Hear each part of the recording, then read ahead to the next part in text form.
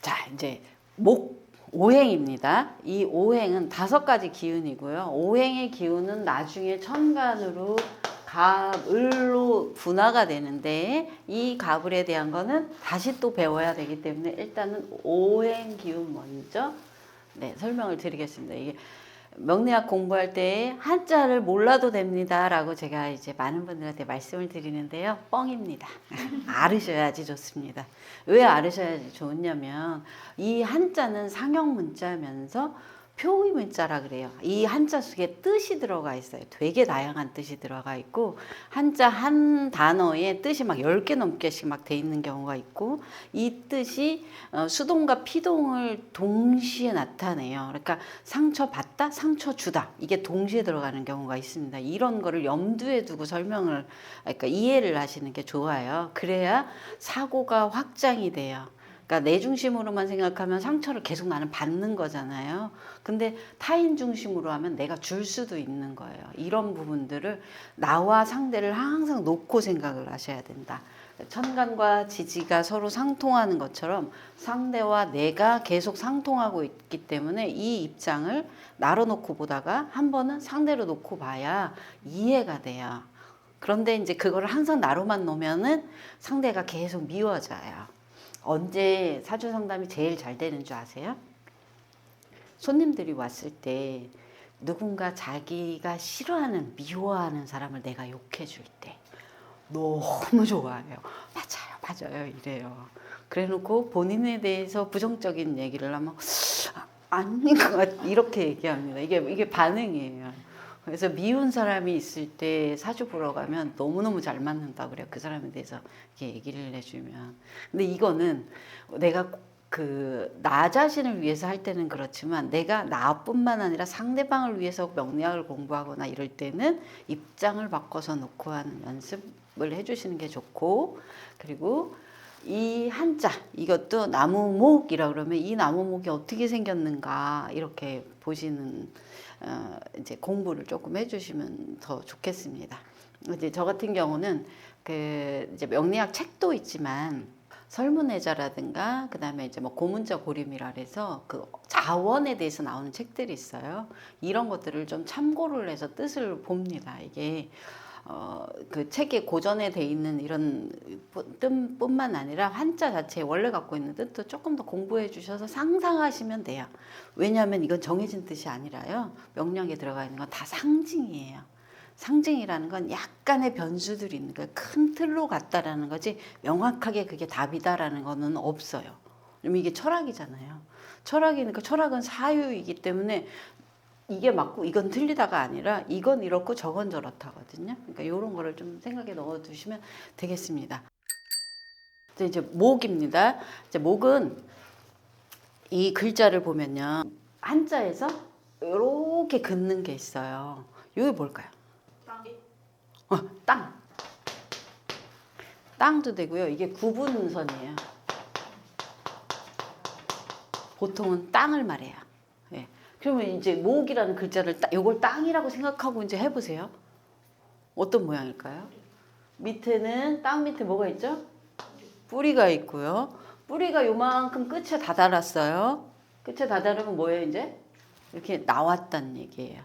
그러니까 목이라는 거는 뿌리, 땅을 뚫고 나오는 목이라 그래요. 그러면 이 땅에 해당하는 글자를 용어로 또 뭐라 그럴까요? 목화토금수 중에 토라 그래요. 토. 그러면 이거를 여기에서 여기에서 상생상극, 그러니까 누가 생하고 누가 극하느냐, 이 용어의 정의가 나와요. 목이 땅을 뚫고 나온다, 이거를 용어로다가 상생상극 용어로 목극토라 그래요. 이 목극토는 나중에 또 배울 건데요, 사고 확장을 위해서 제가 그냥 말씀만 드리는 거예요.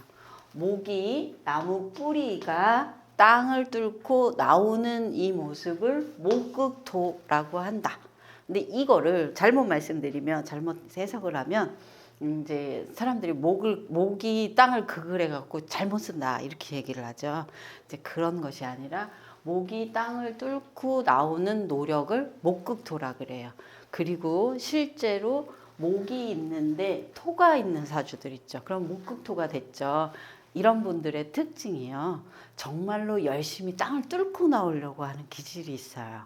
그럼 내 사주에 목이 있고 토가 있는지 봐주시고요. 내가 무언가 목표하는 것이 있으면 한 번씩 눈알이 돌아갈 정도로 열심히 한 적이 있는지를 한번 봐주시라.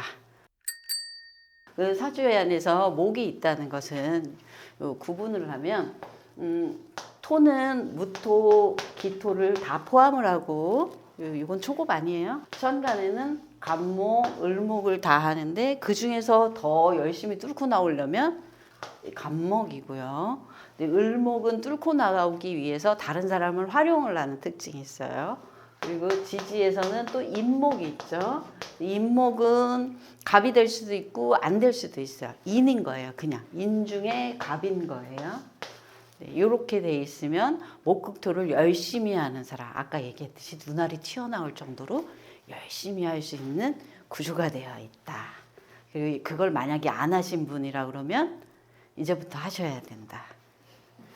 목을 땅을 뚫고 나와야 목에 존재감이 있는 겁니다.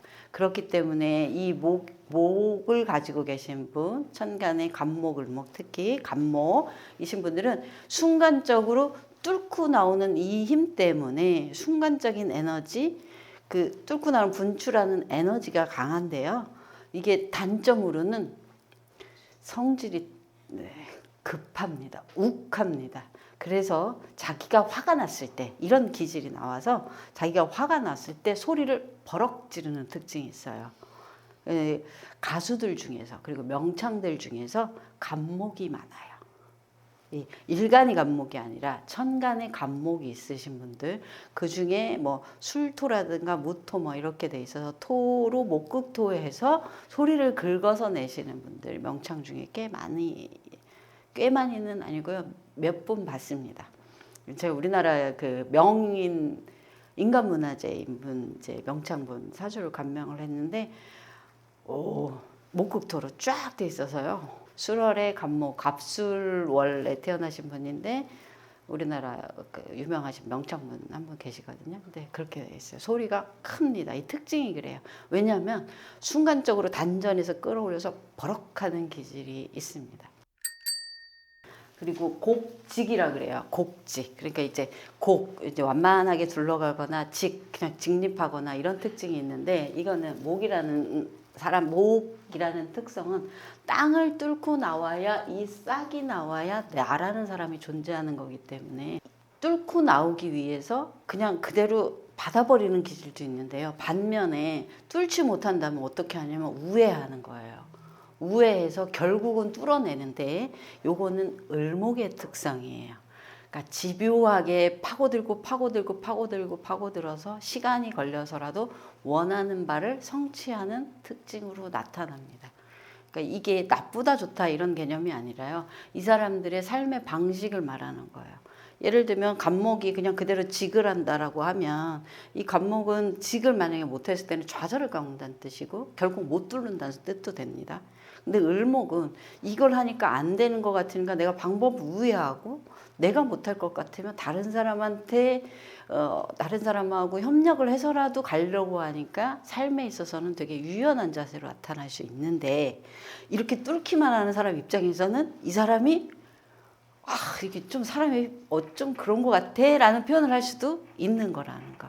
상대적 입장으로 이렇게 봐주셔야 될 것 같습니다.